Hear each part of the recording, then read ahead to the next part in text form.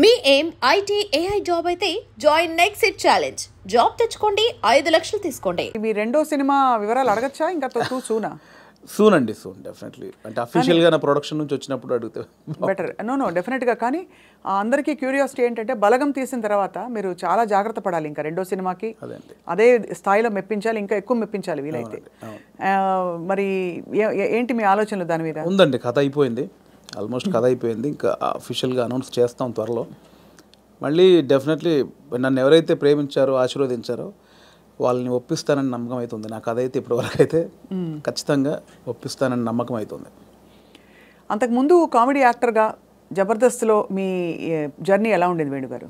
అది happy journey అండి, చాలా హ్యాపీ జర్నీ నా లైఫ్లో. అంటే జాలీగా ఉన్న రోజులు అవి. అంటే నేను 2004లో యాక్టర్ అయిన తర్వాత 2015 వరకు గాడ్ గ్రేస్ అసలు వెనక్కి తిరిగి చూసుకోలేదండి. అంటే నేను డైలీ 4 షూటింగ్లు 5 షూటింగ్లు. అంటే ఈరోజు హైదరాబాద్లో ఉంటే సడన్గా మీరు వేణుగారు ఎక్కడున్నారంటే ఈరోజు ఇక్కడే ఉన్నానండి ఈవినింగ్ అంటాను. రేపు ఫోన్ చేసి దుబాయ్లో ఉన్నానండి. అదేంటి నేను ఈవినింగ్ హైదరాబాద్ అన్న అంత బిజీగా ఉన్నాను నేను. అంత బిజీగా ఉన్నా డైలీ 3-4 షూటింగ్లు, ఈవెంట్స్ అని దుబాయ్లు, ఫారిన్ షెడ్యూల్స్, చాలా బిజీగా ఉండేవాడిని. ఐ థింక్ 4 నుంచి 15-16 వరకు నేను వెనక్కి తిరిగి చూసుకోలేదు. అంటే మా ఇంట్లో నెలకి ఒక వారం రోజులు తింటే హ్యాపీ, అంతే. అంత బిజీగా ఉండేవాళ్ళు. పొద్దున ఎప్పుడైందో, సాయంత్రం ఎప్పుడైందో, నైట్ ఎప్పుడైందో తెలిసేది కాదు. సో 15 తర్వాత కొంచెం జబర్దస్త్ నుంచి బయటకు వచ్చి అప్పుడు ఇంకేమైనా చేసుకోవాలని ఈ బలగం ఏదైతే దానికి ప్లానింగ్లో ఉన్నప్పుడు మాత్రం కొంచెం ఒక 3-4 ఇయర్స్ బాగా స్ట్రగుల్ అయ్యాను. సో కానీ ఎలాగా అంటే మీరు చెప్పారు కదా, అంటే మీరు మట్టిలోంచి పుట్టిన కుటుంబం మీది. మరి మీరు పొట్టకూటి కోసం అయినా పని చేయక తప్పదు. అవును. మరి ఒకవైపు ప్లానింగ్, ఇంకోవైపు యాక్టింగ్ ఆపర్చునిటీస్ వదులుకోవాలి. అప్పుడు మీకు సంఘర్షణ వచ్చిందా? అయ్యో చాలా అండి. అదే అంటే యాక్చువల్లీ నేను 2013లో జబర్దస్త్ స్టార్ట్ అయింది. అప్పుడు పీక్స్ నేను యాక్టింగ్లో, స్టేజ్ షోలని, యాక్టింగ్ అని చాలా పీక్స్. ఆ జబర్దస్త్కి వెళ్ళిన తర్వాత మేము ఎక్స్పెక్ట్ చేయలే. మాది స్టార్టింగ్ స్టేజ్, మాది స్టార్టింగ్ టీం, మాది ఎక్స్పెక్ట్ చేయలేదు. యాక్చువల్గా జస్ట్ ఒక 13 డేస్, ఒక 4 రోజులు ఇవ్వండి చాలు అని తిరిగేవాళ్ళు. మా వెనకాల తిరిగేవాళ్ళు. సో ధనరాజు, మా చంద్ర అప్పుడు కొత్తవాడు, ఇంక వాడు రాలా అసలు. ధనరాజు నన్ను పక్కగా పట్టుకున్నారన్నమాట వాళ్ళు. అంటే మేమిద్దరే అంతకుముందు స్కిట్లు చేసాం, స్మోక్ టీవీ అని అవన్నీ చేసాం. సో వీళ్ళని పట్టుకోవాలని చాలా పట్టుకున్నారు. నేను కన్విన్స్ అవ్వాల, ఎందుకంటే సినిమా నేను అప్పట్లో కొంచెం టీవీ అంటే టీవీకి వెళ్తే సినిమాకి రాలేరేమో అనేది ఉంది. ఇప్పుడు లేదు. ఇప్పుడు స్క్రీన్ అనేది ఉన్నది తప్ప big screen, small screen, phone screen లేదు. ఇప్పుడు స్క్రీన్ అంతే. అప్పుడు ఆ వేరియేషన్స్ ఉన్నాయి. సో అప్పుడు 13 రోజులు మంచి అమౌంట్ ఎక్స్పెక్ట్ చేయని అమౌంట్ ఒకటి. 4 డేసే కదా అని లైట్గా కమిట్ అయ్యాం. ఆ 4 డేస్లో 13 ఎపిసోడ్స్ మీకు తెలుసు. అది జబర్దస్త్ స్టార్టింగ్ 18 రేటింగ్.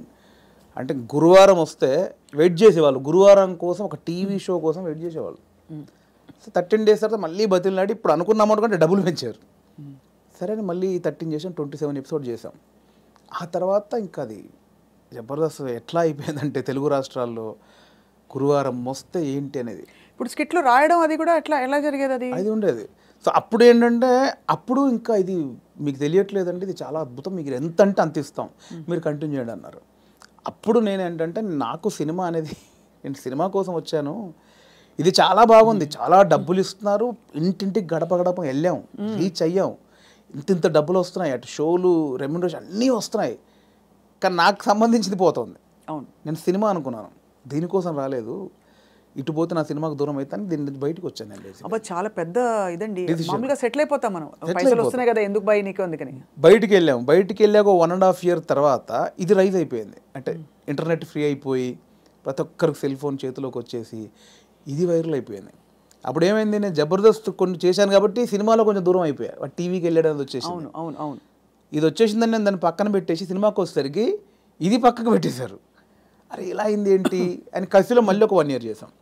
అవును, మీరు తిరిగి వచ్చినప్పుడు అయితే వెల్కమ్గా తీసుకున్నారు మిమ్మల్ని, తీసుకున్నారు. మళ్ళీ 1 year చేసిన తర్వాత అప్పుడు ఇంకా మైండ్లో డబ్బు అని మళ్ళీ ఇటు వెళ్ళినోని మళ్ళీ ఇటు వచ్చా, ఇక్కడ మళ్ళీ డబ్బు కోసం వచ్చా, బట్ లోపల మాత్రం ఇది కాదని నన్ను వేధిస్తుంది అనమాట. మళ్ళీ బయటకు వచ్చాను. ఆ మళ్ళీ బయటకు వచ్చిన తర్వాత 2015 మిడ్లో బయటకు వచ్చామండి. అప్పటి నుంచి అరాకొర అప్పటి నుంచి స్ట్రగుల్ స్టార్ట్ అయింది. ఆ 15 మిడ్లోంచి 2020 వరకు ఆ 4 years ఇటు లేక అటు లేక ఆ 4 years బాగా స్ట్రగుల్ అయ్యాను. అది మేజర్ నా కెరియర్లోనే వెరీ బ్యాడ్ పీరియడ్. అంటే తినడానికి ఉండడం వేరు, అది వేరు, బట్ మైండ్ బిజీగా ఉండడం మెయిన్ ఇంపార్టెంట్. అవును, మైండ్ బిజీ. మనం అసలు ఎటు వెళ్తున్నాం అని ఒక తెలుస్తుంది కదా లోపల. పొద్దున 6 గంటలకు వేస్తే స్టాఫ్ వచ్చారా, పొద్దున 12 గంటల వరకు ఈ షూటింగ్, మధ్యాహ్నం ఆ షూటింగ్, దుబాయ్, ఇటు ఆస్ట్రేలియా, ఇవి అన్నిట్లో ఈ స్కిట్ల బిజీ ఉంటుంది. ఇప్పుడు మీరు ఇందాక అడిగారు స్కిట్లు, మినిమం ఒక స్కిట్ రాయడానికి 2 రోజులు పట్టేదండి. ఎవరు రాస్తారు? నేను, నా టీం మెంబర్స్, ఎవరైనా ఒక రైటర్, అంటే మనకు సింక్లో ఉన్న మెయిన్ టీమ్ లీడర్ దగ్గరనే ఉంటుందండి. ఇంప్రూవ్ అని ఉంటుందండి యూఎస్లో, అంతా ఉంటుంది. ఇది 100% ఇంప్రూవేషనే స్క్రిప్ట్ అండి, స్క్రిప్ట్ రైటింగ్ ఏ ఉండదు. సో మీకు దానికి నేపథ్యం, మీరు థియేటర్కి వెళ్ళారా? థియేటర్ ఏం లేదండి, నాకు థియేటర్ ఎక్స్పీరియన్స్ లేదు, జస్ట్ మీరు చూసి నేర్చుకున్నవి. అంతే అంతే. ఎందుకంటే మనం కూర్చున్నామండి, ఇప్పుడు పాయింట్ ఎట్లా వస్తే మనం కూర్చున్నాము, లేట్ అవుతుంది, ఈ లేట్ అయిన గ్యాప్లో ఏం చేద్దాం అని ఒక థాట్, ఏం చేయొచ్చు అని కూర్చొని మాట్లాడుకోవడం. అలా మాడుకుంటే ఏదో జోకులు వస్తూ ఉంటాయి. ఓ బంచ్ ఆఫ్ జోక్స్ వచ్చాక అసలు దీనికి ఏంటి కంటెంట్ ఏంటి, కథ ఏంటి, ఓ ఇలా వచ్చాడు, ఓ మిడ్లో గొడవ జరిగింది, లాస్ట్లో ఆ గొడవ పడి సారీ చెప్పాడు, ఓ స్టార్ట్, ఓ మిడ్, ఎండ్, ఏం చేయొచ్చు దీనికి, అలా కూర్చి స్కిట్ రాయడమే. అలా టీం అంతా రాయడం, ఆలోచన ఎక్కడైనా పాయింట్ వస్తుంటుంది. అది టైమింగ్ ఎడిటింగ్లో అసలు, అంటే మా టైంలో అయితే ఎడిటింగ్ సెన్స్ లేకుండానే దింపేసేవాళ్ళం అండి. ఇప్పుడు ఎలా ఉందో నాకు తెలియదు. నా ధనరాజు కానీ, నేను కానీ, అప్పుడు రాఘవ్ గారు కానీ, చంద్ర కానీ, అంటే అప్పుడు ఇప్పుడంటే పాపం వాళ్ళు జబర్దస్త్ వాళ్ళకి ఇప్పుడు వాళ్ళకి ఏమైందంటే కొన్ని వేల పాయింట్లు టచ్ చేశారండి. అవును, ఎన్ని స్కిట్లు అయి ఉంటాయి, కొన్ని వేల స్కిట్లు అయి ఉంటాయి, వేల పాయింట్లు టచ్ చేశారు, ఇంకేం చేయాలో అర్థం కాక వాళ్ళకి. అవును, అప్పుడు మేము కొత్త కాబట్టి మాకు అన్ని కొత్తయే, ఆల్ పాయింట్స్. ఇప్పుడు అత్తా కోడళ్ళు ఓ 100 పాయింట్లు ఉంటాయి, అప్పుడు మాకు అవన్నీ కొత్త. ఇప్పుడు అత్తా కోడలు చేయమంటే ఏది చేసినా కూడా ఆల్రెడీ చేసినట్టే ఉంటుంది. సో అట్లా మాకు చాలా పాయింట్స్ దొరికేవి. ఇప్పుడు చంద్ర మొత్తం ఫ్యామిలీస్ మీదకి వెళ్ళిపోయాడు, నేను అన్నీ కొంచెం టిపికల్గా ఉండాలి, అరే నేను ఈ కొంచెం కొత్తగా ఏదో చేసేవాడిని, ధనరాజు ఇంకో, అట్లా ఎవరి కేటగిరీ వాళ్ళకు ఉండేది. సో అప్పుడు పోటాపోటీ బాగా చేసాము. సో ఆ 15 నుంచి బయటకు వచ్చాక అంత మంచి రెమ్యునరేషన్స్ కానీ, ఈవెంట్స్ కానీ, మీకు తెలుసు ఈవెంట్స్ ద్వారా మంచి ఆర్టిస్టులకు మంచి ఆదాయం ఉంటుంది, చాలా బాగుంటుంది. అదే కదా. సో అటు ఇటు మిస్ అయ్యి ఈ 15 నుంచి 20 వరకు నేను దాదాపు మీరు ఎక్స్పెక్ట్ చేయలేని అమౌంట్ మిస్ అయిపోయాను. సో ఆ లోపల అది ఉంటుంది, అది బాధ అనమాట, తిండికి బాధ కాదు. అనవసరంగా దాంట్లోంచి బయటకు వచ్చావు, ఇప్పుడు ఇంత పోయింది, ఇప్పుడు ఇది లేదు అది లేదు. ఇప్పుడు మన బతుకులకి నువ్వు వచ్చిన నేపథ్యానికి అది చాలా పెద్ద అమౌంట్. దాన్ని మిస్ అయిపోయామే, తప్పు చేసామా, ఒప్పు చేసామా, అనవసరంగా సినిమాని ఓ పెద్ద బిల్డప్ ఇచ్చుకొని బయటకు వచ్చావు, ఇక్కడ ఇది లేదు, అక్కడ అంతా సాలిడ్ అమౌంట్ మిస్ అయిపోయి ఏంట్రా తప్పు చేసామనే గిల్ట్ ఒకటి ఉంటుంది చూసారా, ఆ గిల్ట్ ఎక్కువ పోయాను అనమాట. అవును, లక్షల సంపాదన వదులుకోవడం అంటే ఈజీ విషయం కాదు. అండ్ ఇప్పుడు పొద్దున్న లేవగానే ఇంకొకటి అండి, ఒక బిజీ మీరు ఉన్నారు స్వప్న గారు అంటే, మీరు ఇంకా మిమ్మల్ని కట్టేసినా కూడా మీరు ఆగలేరు, ఎందుకంటే మనకి అంత ఉంది, అంత పని చేసేవాళ్ళు పొద్దున్న లేవగానే మనం ఏం పని లేదంటే ఎలా ఉంటుంది. అదే బిగ్గెస్ట్ కామెడీ స్కిట్లా ఉంటుంది. అంతే, అది దానంత నరకం ఉండదు. పొద్దున్న లేవగానే ఆ స్కిట్, షూటింగ్, అట్ట ఇట్ట మైండ్ అలా పెట్టే మైండ్కి ఏమీ లేదంటే అది దానంత నరకం ఇంకోటి ఉండదు. అలా ఒక 3 సంవత్సరాలు ఫేస్ చేసిన తర్వాత ఆ ఫ్రస్ట్రేషన్లోంచి వచ్చిన ఐడియానే బలగం. అంటే ఇన్ని రాసాము, నేను చాలా సినిమాలకు, అంటే చాలా సినిమాలు కాదండి, నా ఫ్రెండ్స్ డైరెక్ట్ చేస్తా ఉంటే వాళ్ళకు నేను సబ్జెక్ట్లో కూర్చునేవాడిని, కామెడీ ట్రాక్స్ రాసి ఇచ్చేవాడిని. అండ్ సినిమాలో మేము కామెడీ సినిమా షూటింగ్ చేస్తూ ఉంటే ఏదైనా మనం ఇంప్రూవ్ చేసిన పంచ్ ఉంటుంది, అది స్క్రీన్లో చూస్తే పేలింది అంటే నాకు ఆలోచించే ఉంది. ఇప్పుడు స్కిట్లు నేను ఆల్మోస్ట్ 100 స్కిట్లు రాసా, వర్కౌట్ అయినా చాలా, అంటే నా ఆలోచన నుంచి పుట్టినాయి కదా. సో నాకు నేను ఎందుకు చేసుకోకూడదు, అంటే ఇప్పుడు ఒక అవకాశం ఒకరు ఇస్తారు, డెఫినెట్లీ అందరు ఇస్తేనే ఇక్కడ దాకా వచ్చాను.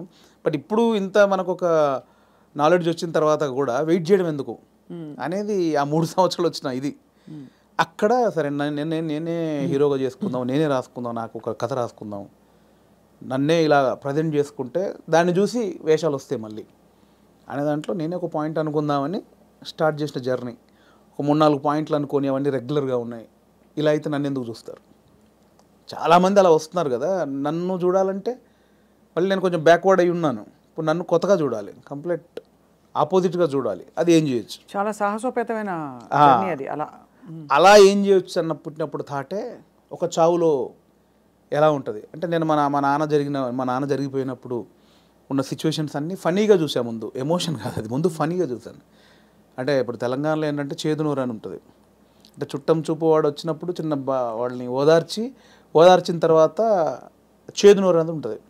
అంటే ఇంత మందు తీసుకొచ్చి, ఇంత చికెన్ మటన్ తీసుకొచ్చి నా వంతుగా నీకు ఒక భరోసా ఇచ్చి, నీ బాధని తొలగించి ఈ వచ్చిన వాళ్ళు ఇస్తారు. అంటే ఆచారం ఏంటంటే అండి, ఇప్పుడు నేనున్నాను, నాకు ఒక మా ఇంట్లో ఎవరో చేదు జరిగింది, ఎవరో చనిపోయారు, చేదు జరిగింది. మా బావనో మా మావయ్యను బావ మరుదు ఎవడు ఆడొచ్చి నన్ను ఓదార్చి సరే బావ జరిగిపోయిందని ఈ బాధను దూరం చేయాలి. నాకు ఏదైతే ఆ మిస్సింగ్ ఫీల్ ఉందో దాన్ని దూరం చేయగలని ఏం చేయాలి, ఇంత మందో బిందో తీసుకొచ్చి కాసేపు 2 గంటలు సపోర్ట్ ఉండి కడుపు నిండా తినబెట్టి ఏం కాదులే నేను ఉన్నానులే అని సపోర్ట్ ఇచ్చే వెళ్ళే విధానం అనమాట అది. కరెక్ట్. అవును. సో అదొక ఆచారంగా వచ్చింది, చేదు నోరు అంటాం.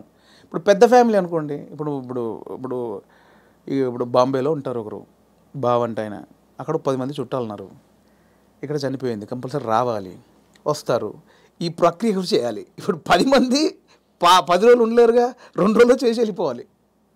అవును. సో 10 మందిది వీడు తాగాలి, నేను తాగాలి, తినాలి, తాగాల్సిందేనా అంటే బాంబే నుంచి వచ్చాడండి పాపం, కదా, మా బావకి ఇలా జరిగిందని ఏదో ఆయన తృప్తికి చేసే, నేను ఒక ముక్కనాన్న తినకపోతే ఆడేమనుకుంటాడు, ఫీల్ అవుతాడు కాబట్టి చేయాలి, కంపల్సరీ. సో ఈ ప్రాసెస్ మా నాన్న జరిగింది అనమాట. మాది పెద్ద కుటుంబం, మా అమ్మకి నేను 9వ వాడిని, మా పెదనాన్నలు 6, మా మేనత్తలు 3. ఆహా. సో మా ప్రతి పెదనాన్నకి ఫ్యామిలీ మినిమం 10 మంది, 7 మంది, 8 మంది, వాళ్ళందరూ వచ్చి ఒక 200 మంది మా కజిన్స్ ఉంటారు, అన్నయ్యలు వదినలు వాళ్ళ పిల్లలు అందరూ వచ్చేసి ఏమైపోయిందంటే ఆ 11 రోజులు మా నాన్నది చనిపోయిన నెక్స్ట్ డే నుంచి మార్నింగ్ ఒక సెటప్, 11 o'clock ఒక సెటప్, 1 o'clock తప్పదు. దీనిలో ఏం జరుగుద్ది, ఇప్పుడు నేనున్నాను, మీరు వచ్చారు, రాగానే సరే బావ ఇలా జరిగిందంటే సరే కూర్చో తాగదు అంటే కాదు కదా, మీరు అడుగుతారు ఎలా జరిగింది బావ ఏంటి అంటే నేను చెప్పాలి, నేను ఇలా ఉన్నట్టు నాన్న చూస్తూ అని ఏడవాలి. ఓకే అయిపోయింది. ఇప్పుడు 12 o'clock ఇంకోటి వచ్చాడు, వాడికి కూడా సేమ్ ఏడవాలిగా. రాగానే రాబావ కూర్చోండి, వాడు మళ్ళీ చూసేవాడు ఒక కంట నీరు కూడా పెట్టలేదు, వాడు రాగానే తాగినని వాడు అనుకుంటాడని వాని కోసం మళ్ళీ సేమ్ ప్రాసెస్. ఏమైందంటే నానిలా లేడు అన్నీ అంటే నాకు అలా మంది ఎలా జరుగుతుందంటే వస్తున్నారు, తాగుతున్నారు, ఏడుస్తున్నారు, తింటున్నారు, పంటున్నారు, ఏడుస్తున్నారు, ఏంద్రా అది. అప్పుడు నా చిన్న వయసు 99లో మా నాన్న చనిపోయినప్పుడు ఆ వయసులో నాకు అది అనిపించింది, మీరు సెలబ్రేట్ చేసుకుంటున్నారా, బాధపడుతున్నారా, ఎంజాయ్ చేస్తున్నారా అనేది ఒకటి ఉంది, ఎప్పుడో చూసినది. అది ఇక్కడికి షిఫ్ట్ అయిందనమాట. ఎలాంటి కథ చేయొచ్చు అదే అదే అదే అదే అన్నప్పుడు మా ఫ్రెండ్ ప్రదీప్ అద్వైతం అని ఇప్పుడు నెక్స్ట్ వైజయంతి మూవీస్లో పెద్ద సినిమా చేస్తున్నాడు. సో నాకు బెస్ట్ ఫ్రెండ్ అనమాట. సో తను ఏంటంటే ఒకసారి 10 days కనిపించలా, మళ్ళీ వస్తే డార్లింగ్ ఎక్కడికి వెళ్ళామంటే ఇట్లా మా పెద్దనాన్న చనిపోయాడు రా, గమ్మతుంటుంది మన తెలంగాణలోని, మా తాగుడు గోల ఇలా ఏడుపు అని అన్నాడు. అది స్ట్రైక్ ఏదో బాగుంది కదా అని ఒకసారి రివెండ్కి వెళ్తే మా నాన్నది ఇంత జరిగింది కదా ఫన్ ఇక్కడ, ఇది కదా మనం ఆపోజిట్గా చెప్దాం అనుకున్నాం, అక్కంచెలు మొదలైన కథ. సో అప్పుడు ఒక 4 సీన్లు రాసుకొని ఫ్రెండ్స్కి చెప్తే వాళ్ళు హిలీరియస్గా నవ్వి దానికి ఇంకో 4 సీన్లు వేసి. కానీ ఇక్కడ విశేషం ఏంటంటేనండి, జబర్దస్త్ కావచ్చు ఇది కావచ్చు, చాలా సీరియస్ అంశాలని లైటన్ చేయడం ఈజీ కాదు. సెంటిమెంట్స్ హర్ట్ అవుతాయని ఒక బాధ ఉంటుంది కదా. ఇప్పుడు మీరు పిల్లలు పుట్టలేదు ఒక జంటకి, దాని మీద మీరు జబర్దస్త్లో ఒక స్కిట్ రాయాలనుకోండి, చాలా మంది హర్ట్ అయిపోతారు, నీకు అసలు మనసుందా, నువ్వు సమాజంలో బాధ్యత గలవాడిగా, ఇవన్నీ అడుగుతారు ఆబ్వియస్లీ కదా. అలాంటిదే చావు కూడా చాలా పర్సనల్, చాలా ఇది. కానీ ఇందులో మీరు ఒక విధమైన హ్యూమరు, లైఫ్లోని చాలా సటిల్గా జరిగిపోయే ఇవన్నీ తీసుకొచ్చారు చూడండి. అది దాన్ని కూడా మన పెద్దవాళ్ళు చెప్పిన నిదర్శనాలండి నిజంగా. అంటే ప్రతి విషయంలో మీకు సీరియస్నెస్ ఉంటుంది, కామెడీ ఉంటుంది. ప్రతి ఇన్సిడెంట్లో మీరు కామెడీ, ఇప్పుడు ఇది సీరియస్ అనుకోండి ఒక చావు అనేది, ఎగ్జాక్ట్ లేకపోతే ఒక కామెడీగా తీసుకుందాం, కానీ దానిలో కూడా సీరియస్ ఉంటుంది. ఇది చావు అనేది సీరియస్ అనుకోండి, దానిలో మనం కామెడీ చెప్పాను నేను, కానీ ప్రాపర్గా ఒక కామెడీ ఎపిసోడ్ ఉందనుకోండి, దాంట్లో సీరియస్ కూడా ఉంటుంది. మనం చూసే దృష్టికోణమే. నాకు ఒకసారి ఏమైందంటే అవునన్నా కాదన్నా అనే సినిమాకి మేము ట్రిప్కి వెళ్ళామన్నమాట. సో తేజ గారు, ఉదయ్ కిరణ్ గారు, సుమన్ శెట్టి, నేను, ధర్మవరం సుబ్రహ్మణ్యం గారు. ఆయన ఒక చోట ఒక మాట అన్నాడండి ఒక ఇంటర్వ్యూలో, ప్రెస్ వాళ్ళు అడిగారు, అదండి అందులో కొంచెం బూత్ ఉందండి, శృంగారం ఎక్కువ ఉందండి అంటే, ఆయన ఒక మాట, ఏ సందర్భమో నాకు తెలియదు, ఒక మాట నన్ను పడిపోయింది. ఏమైనా ఇప్పుడు ఎయిడ్స్ మీద సినిమా చూస్తున్నప్పుడు, ఎయిడ్స్ మీద అవగాహన కల్పించడానికి ఒక సినిమా చేస్తున్నప్పుడు ముందు శృంగారం చూపించాలి. వాడు ఎలా అడిక్ట్ అయ్యాడు శృంగారానికి, కొంచెం బ్యాడ్ రూట్ ఎలా పట్టాడంటే అవన్నీ చూపించాలి. కొంచెం ఆ రొమాంటిక్ అప్పీల్ చూపించినప్పుడే ఇది చెప్తావు, అది చూపించకుండా ఇది చెప్తే ఎవడు చూడ్డాయి అన్నాడు. కరెక్ట్, అంతే, అది నిజమే. మీకు అర్థమైంది? నాకు అందులో ఏదో దొరికింది నాకు. అంటే మనకు మంచి చెప్పినప్పుడు దానిలో చెడు కారణమైంది ముందు చెప్పినప్పుడే, ఇది చెడు, దీనివల్ల ఇది జరుగుతుందని చెప్తాం కదా. అవును, ఆ మంచిని పట్టుకుంటే సరిపోతుంది, పట్టుకోవాలి.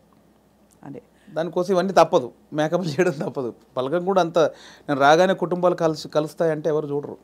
కుటుంబం కలవాలి అంటే సోది అనుకుంటారు. దానిలోనే మనం ఏం చేయొచ్చు, ఎలా చెప్పొచ్చు అనేది. కానీ ఎంత సూక్ష్మమైన ప్రయాణం మీలో జరిగిపోయింది చూడండి. మీ ఎదుగుదల ద్వారా ఎన్ని విషయాలు మీరు గ్రహించుకున్నారు. మీకు ట్రైనింగ్ లేదు, బ్యాక్గ్రౌండ్ లేదు. అంటే యూజువలీ నేను ఐఎమ్ ఫ్రమ్ థియేటర్ అని చెప్పుకుంటారు చాలామంది. మీకు సినిమానే అండి, నేను థియేటర్ సినిమా షూటింగ్లో చేసినప్పుడు cinema is your learning platform, అంతేనా? అండ్ నాకు ఏదైతే వచ్చిన గ్యాప్ ఉందో అదే ఇప్పుడు నా సక్సెస్కి లీడ్. అది అయితే మీ పైసలన్నీ మాకు ఇస్తారా? లేవు, ఎక్కడి ఆ 3 సంవత్సరాలు ఎలా బతికనుకుంటారు? అంటే ఇప్పుడున్న పైసలు ఇచ్చేస్తే మాకు, అప్పుడు మళ్ళీ మీరు కూర్చుని 3 సంవత్సరాలు ఆలోచిస్తే 3 సంవత్సరాలు కాదు, ఈసారి మీకు 3 నెలలు ఇస్తున్నాం టైం. అంటే దేవుడికి ఒకటి ఉంటుందండి, దేవుడు ఒకటిసారి ఇస్తారు అనమాట. అస్తమానం అదే అంటే ఇవ్వడు, ఉన్నే లాక్కని బయలుదేరి అంటాడు. ఒకటేసారి ఇచ్చాడు, ఇక దాన్ని జాగ్రత్త పడాలి. మళ్ళీ 3 సంవత్సరాల గ్యాప్ ఉంటే రాదు ఇప్పుడు, అంతే కదా, రానివ్వరు కూడా. ఇప్పుడు ఇంకా మీరు ఇంకా మిమ్మల్ని తీసుకెళ్ళి జీవితం పెట్టేసాను అక్కడ ఫిల్మ్ ఫేర్. అంటే మీరు ఎంత కోల్పోయి you got the lady home. అంతే కదా, అందుకే నేను లేడీ అంటే తెలుసు కదా, చాలా తెలుసు, చాలా మందికి తెలుసు. సరే, బ్లాక్ లేడీని తీసుకొచ్చుకున్నారు. అదే ఆ మెట్లు ఎక్కుతున్నప్పుడు కానీ, అది చేతిలో ఉన్నప్పుడు కానీ, నేను అంటే చాలా ఇంటర్వ్యూలో మాట్లాడే మనకు భయం అయ్యేది బేసికల్గా స్టేజ్ మీదకి వెళ్ళి మాట్లాడాలంటే. కానీ ఆ రోజు ఎందుకో చిన్న లోపల షివర్ అయిపోతూ, నమ్మలేని విషయం కదండి. ఎవరికి అంకితం ఇచ్చారు, ఏమైనా చెప్పారు అట్లాంటివన్నా?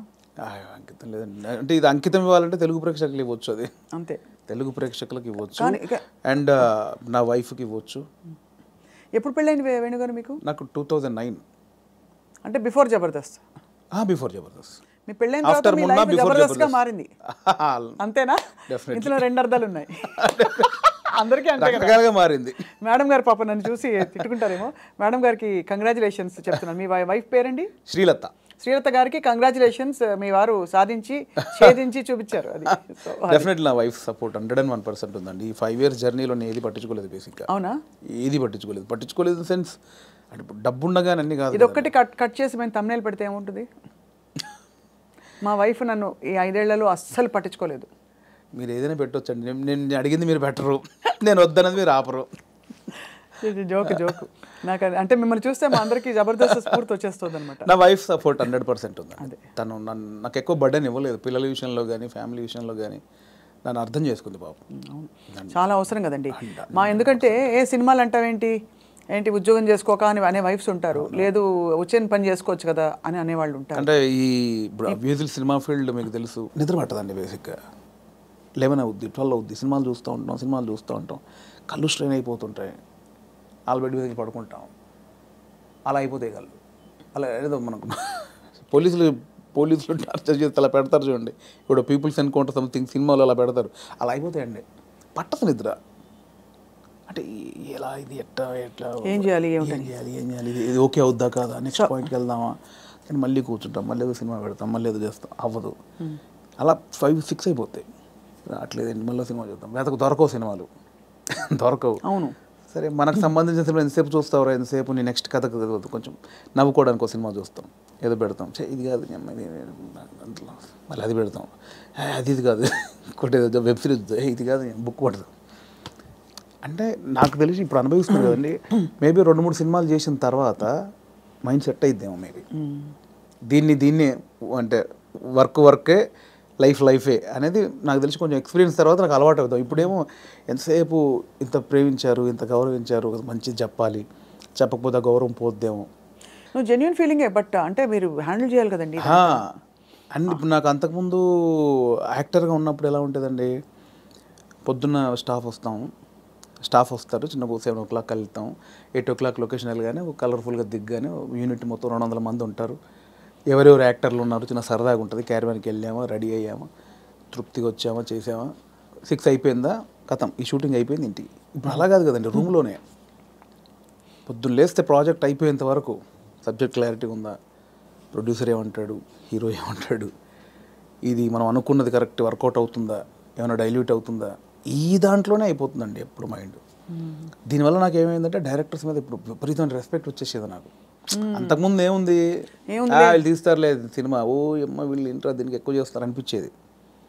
ఇప్పుడు అది భరించిన తర్వాత నాకు ప్రతి దర్శకుడి మీద రెస్పెక్ట్ వచ్చేసింది. మరి నాకు మొన్న ఎవరో ఒక కథ చెప్తానన్నయ్య, నీకు ఒక చిన్న మీరు ఇంపార్టెంట్ క్యారెక్టరు అంటే, నా దాంట్లో నెక్స్ట్ వీక్ అని 3 వారాలు తోసేసాను. తర్వాత పాపం అనిపించింది, వస్తానంటే అన్న మీరు ఎక్కడ రమ్మంటారు, మీ ఆఫీస్కి రమ్మంటారా, లేదంటే కాఫీ షాప్లో కూర్చుంది, ఇవన్నీ అంటున్నాడు అతను. మీ ఆఫీస్ ఎక్కడ ఉందో చెప్పినా వస్తా, వద్దన్నా మీరు అలా అంటారండి, సారీ అని ఇబ్బంది పెట్టి, అదేం లేదు తమ్ముడు, అంటే నేను మీ ఆఫీస్కి వస్తానా, లేదా కాఫీ షాప్లో కూర్చున్నా, నీ ఆఫీస్ చెప్పు, నీ ఆఫీసు నీ టేబుల్ ముందు నీ చైర్ ముందే కూర్చొని వింటాను, నాకు ఎక్కడొద్దని చెప్పా. ఎక్కడో సందులో చిన్న సినిమా, అక్కడికి వెళ్ళి కథని వచ్చా. ఎందుకంటే నాకు ఆ రెస్పెక్ట్ వచ్చేసింది. అది చిన్న సినిమానే పెద్ద సినిమా అయినా పాపం వాడు ఎంతో టైం పెట్టి ఒక ప్రొడ్యూసర్ని ఒప్పించి ఆ టీంని సెట్ చేసుకొని ఆ ప్రాసెస్ ఉంటుంది చూసారా, అది అనుభవించాను కాబట్టి నాకు రెస్పెక్ట్ వచ్చేసింది. సీరియస్లీ మోసేవాడికే తెలుసు అంటారు కదండి కాబట్టి అవును ఖచ్చితంగా. అది నొప్పి నాకు ఆఫ్టర్ డైరెక్ట్ అయ్యాక తెలిసింది నాకు. What an amazing me journey. ఎన్ని విషయాలు. బట్ చాలా చిన్న వయసులో మీరు ఛాలెంజెస్, నాన్నగారు 99లో అవునవును చనిపోయారు కదా.